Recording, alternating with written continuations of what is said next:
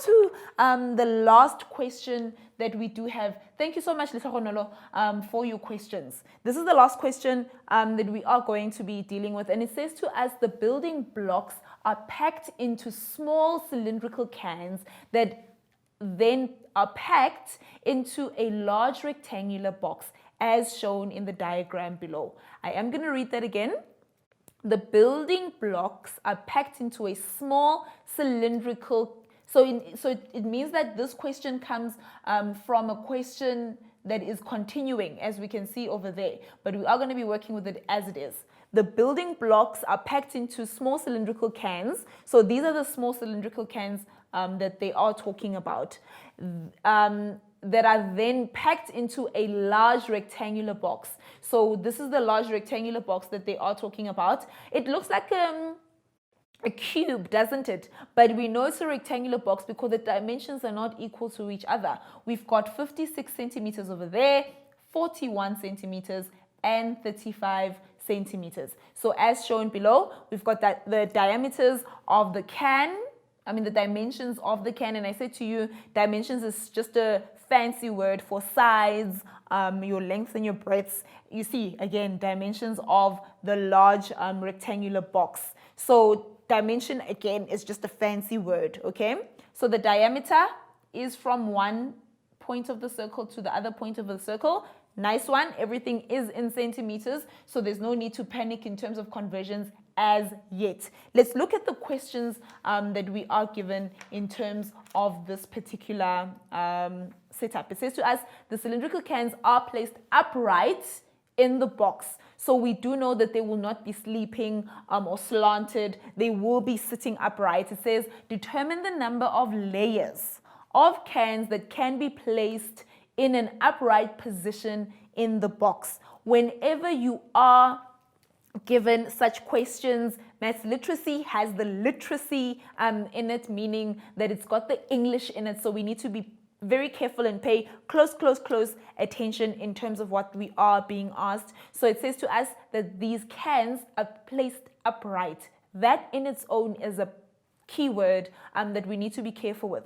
Upright, it means that they are standing and not sleeping or slanting, like I was saying. So we want to know in terms of the layers. So we want to know how many layers there would be. So layers then would be one on top of the other. So determine the number of layers of cans that can be placed in an upright position. The only way that we can find the layers is to go back and look at the box itself.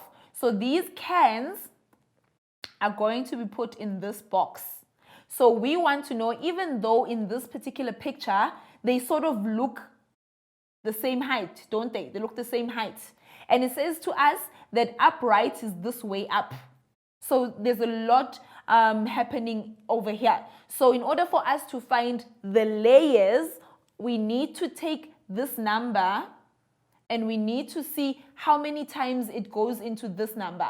How many layers? Anytime you hear the word how many, you know there's going to be some sort of division happening there. So A, we want to know if the first height is 35 centimeters, we want to know how many 16s are going to fit, 16.5s are going to fit in there. So that's going to be 35 divided by 16.5, and we know 2 cans are going to fit. And the reason why I say, oops, let's do that again. Sorry about that. It's going to be 35 divided by 16.5.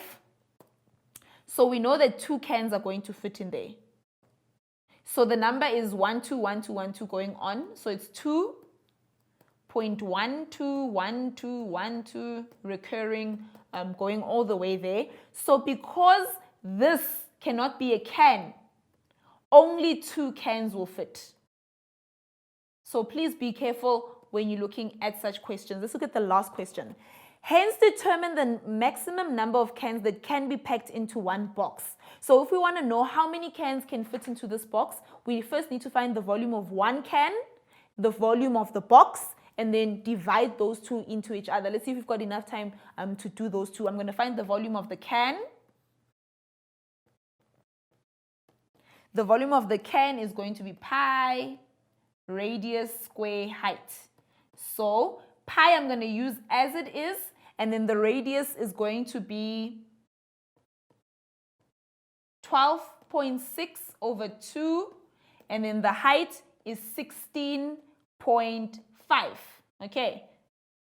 And then that's going to give me the volume of the can, and then the volume of the box is going to be length times breadth times height, which is going to be my 56 times 41 times 35.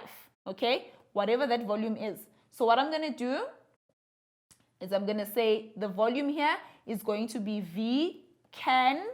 The volume here is going to be V box.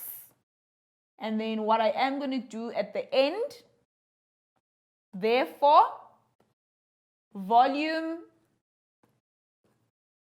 of box divided by volume of cans will then give us our answer. Okay, so whenever you are given a question like this, all you need to do is find the volume of the box, the volume of the can, and divide them into each other.